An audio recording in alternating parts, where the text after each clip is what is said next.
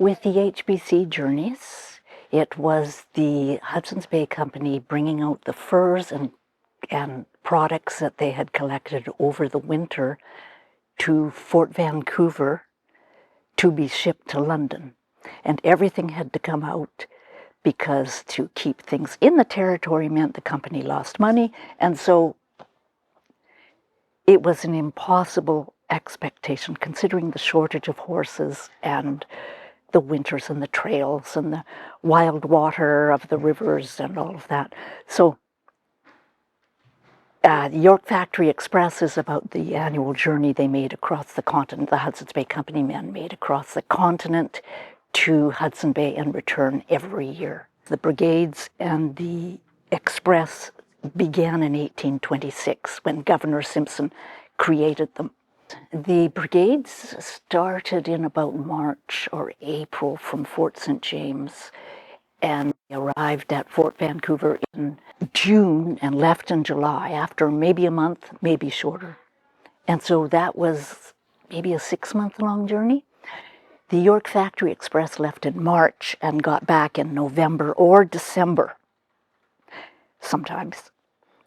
And so that was a 7-month journey, and it was something like 5,000 miles there and back.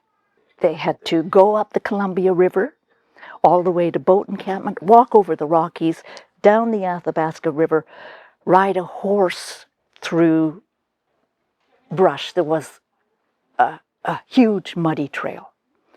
Impossible portage across to Edmonton House. And then it was easy downriver to Hayes River, which was almost straight down the east side of the Canadian Shield to Hudson Bay. Coming home, it was a little harder.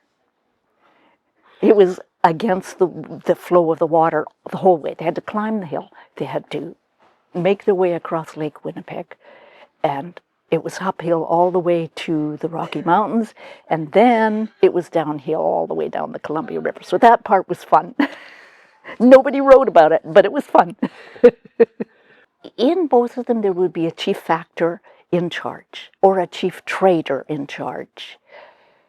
In the early years, at least. With the York Factory Express, later leaders were Métis men, clerks, gentlemen, clerks, who led them out because there was a shortage of chief traders and chief factors. James Douglas led out the York Factory Express on 3 different occasions. And one of them is in my book. And I keep finding, doing my later research, I keep finding things that I should have been in that book.